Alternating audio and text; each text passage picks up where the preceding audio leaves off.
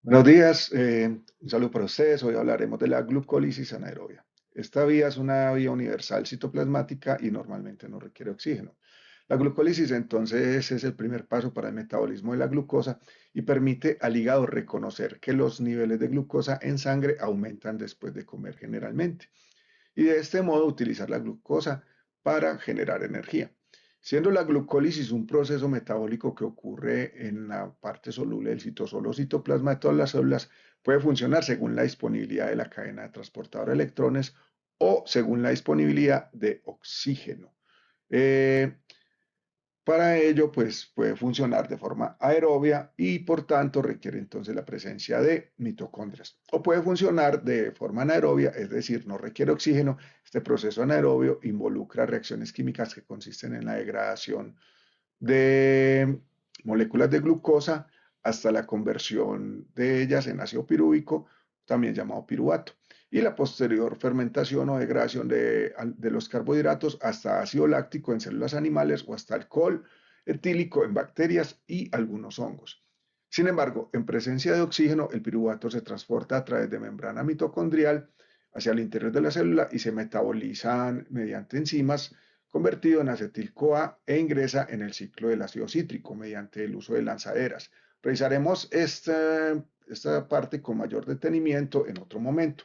Entonces, bienvenidos y pues demos inicio a el paso 1. El paso 1 consiste en la fosforilación de la glucosa mediante la exoquinasa. Esta enzima es la 2.7.1.1 según la clasificación enzimática internacional y pues digamos que esta enzima es dependiente primero del sustrato, aquí lo tenemos, es la glucosa y pues a presencia de exoquinasa, la exoquinasa necesita dos cofactores, el magnesio y el ATP.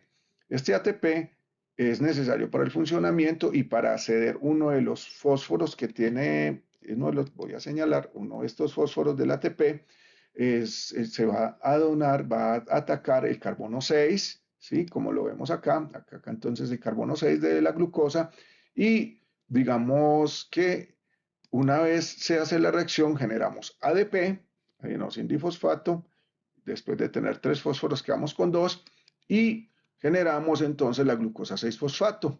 Ese fosfato o la fosforilación de esa glucosa en el carbono 6 impide que la glucosa salga de la célula una vez fosforilada.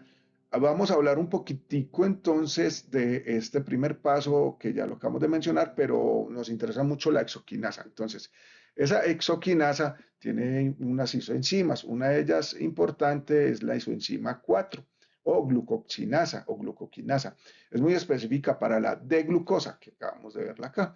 Y su actividad está regulada por proteínas. Esta isoforma se encuentra presente en células hepáticas y células del páncreas, específicamente en las células beta de los islotes pancreáticos. Sus implicaciones son importantísimas y las veremos cuando revisemos el tema de la insulina y su papel en la diabetes. Existen entonces otras isoenzimas, la 2, la 3, que son inhibidas por el producto final, es decir, por la glucosa 6-fosfato. A medida que vamos generando mayor cantidad de glucosa 6-fosfato, vamos disminuyendo la actividad enzimática de estas exoquinasas. Este es el paso 1. Era importante revisarlo para darnos cuenta entonces que muchas de estas enzimas requerirán de cofactores, en su caso serán ATP, es decir, va a haber un gasto de energía y hay un otro cofactor que generalmente es el magnesio. Hay dos pasos importantes, hay dos rutas, digámoslas, para esta primera fase, que es la fase de inversión energética, entonces lo que vamos a tener es pues, el primer punto que hicimos, que era el ingreso de la glucosa al cuerpo y lo ingresamos generalmente por forma de polisacáridos, los masticamos en la boca y los vamos digiriendo. A partir de ahí, pues de las aminasas salivales, pues los llevamos a monosacáridos. Cuando ingresan al intestino, ahí entran otros tipos de amilasas y a partir de ahí entonces tenemos glucosa. La glucosa la ingresamos a las células y la exoquinasa, como habíamos visto anteriormente, por medio del ATP y del magnesio la convierte en glucosa 6-fosfato, al fosforilar el carbono número 6. Más adelante veremos las reacciones con estas moléculas ya cicladas para que reconozcamos todo. Aquí solo estoy viendo el tema de la fase de inversión energética, entonces el primer gasto, aquí se da el primer gasto de ATP, y luego pues tenemos la isomerasa que convierte esa glucosa 6-fosfato en fructosa 6-fosfato, conservando la misma cantidad de carbonos y de átomos, solo que tenemos otro tipo de molécula. A partir de ahí, entonces, por medio de la fosfofructoquinasa, inversión de otro ATP y usando nuevamente el magnesio, vamos a tener la fructosa 1,6-fosfato. Entonces tiene dos fosforilaciones, fosforilado el carbono 1 y carbono 6. Esto tiene un motivo. El motivo es para poder generar dos triosas que se encuentren fosforiladas. Estas triosas que vamos a generar es por medio de la aldolasa. La primera triosa que vamos a obtener por acá es esta triosa que se llama dihidroxiacetona fosfato, que está fosforilada en el carbono 1, no hay necesidad de mencionarlo o de ponerlo ahí 1. Mientras que en esta otra triosa que llamaremos gliceraldehído 3-fosfato, si es necesario poner que está fosforilada en el carbono 3. Estas ambas van a ser, digamos, pues son reacciones reversibles y adicional podemos, por medio de la triosa P isomerasa, fosfato isomerasa, generar dos gliceraldehídos 3-fosfato, que finalmente estos gliceraldehídos 3-fosfato van a pasar a la segunda fase de la glucólisis, que es la fase de rendimiento energético. Entonces, en esta primera fase gastamos en total 2 ATPs para tener en cuenta en el balance energético final. Ya en la fase de ganancia energética o el beneficio energético, pues nosotros vamos a obtener de esos dos gliceraldehídos 3-fosfato que habíamos obtenido en la fase anterior, vamos a, por medio de la gliceraldehído 3-fosfato deshidrogenasa y por el ingreso de un NAD más, y pues vamos a obtener dos fosforitos, y esos dos fósforos van a fosforilar acá y vamos a obtener un glicerato 1,3 bifosfato. A partir de ahí, entonces, vamos a entrar con la P, con la fosfogliceratoxitasa o quinasa, más el magnesio y dos ADPs, vamos a obtener un rendimiento energético de los dos primeros ATPs. Finalmente, entonces, vamos a generar dos moléculas de 3-fosfatoglicerato o 3-fosfoglicerato, y esta es una fosforilación a nivel de sustrato. Luego viene la mutasa, que es otra enzima y mediada por el magnesio, y vamos a tener dos moléculas de 2-fosfoglicerato. Luego la enolasa, y ojo con esta, que aquí vamos a obtener la primera salida de agua, dos moléculas de agua. Vamos a obtener dos moléculas de fosfoenolpiruvato. Y finalmente, por medio de la piruvatos quinasa o sintasa, vamos a obtener un rendimiento de otras dos ATPs y vamos a generar una fosforilación nuevamente del sustrato, y ahí obtendremos dos moléculas de piruvato. Entonces, el rendimiento energético acá nos dice también que esta reacción es reversible. Pueden notar que aquí, cuando tenemos digamos, la parte de la enolasa, en la parte de la obtención de eh, agua, a partir de ahí la reacción no es reversible. Listo. Aquí entonces obtenemos 4 ATPs, pero gastamos 2 en el paso anterior, así que el rendimiento es de solo 2 ATPs realmente. ¿Sí? Y pues este NAD también nos va a dar un rendimiento energético. Entonces vámonos para, para entender qué ocurre con eso del rendimiento energético.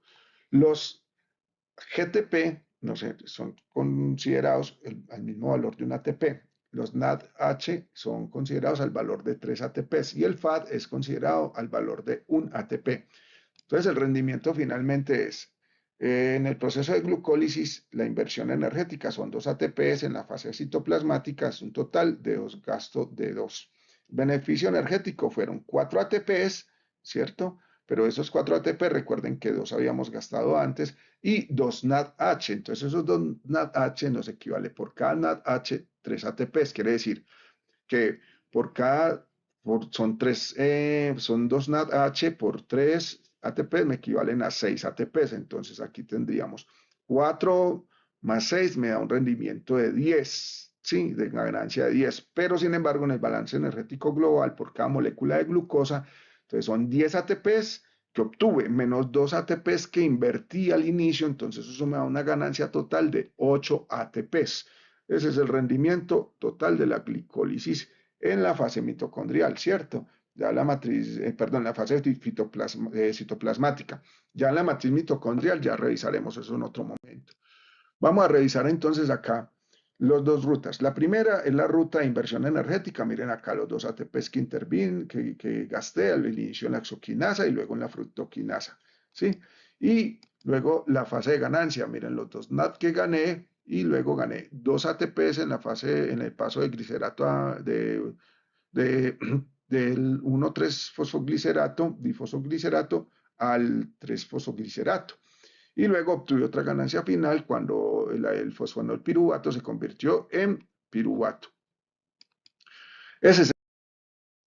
Muy bien.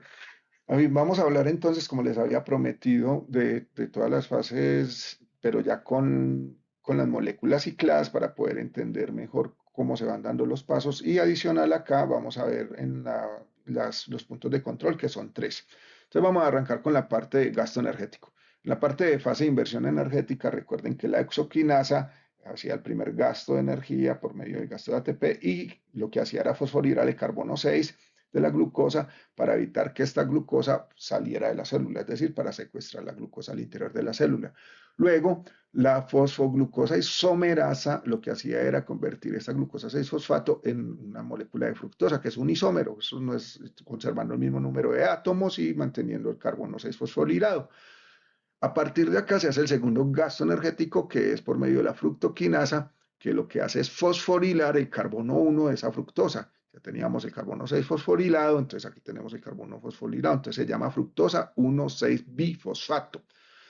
Aquí ya terminamos la fase de inversión energética y lo que vamos a hacer era por medio de la aldolasa, pues separar esta molécula en dos triosas, que fue lo que vimos. Una era la gliceroaldehído 3-fosfato y la otra dihidroxiacetona 1-fosfato.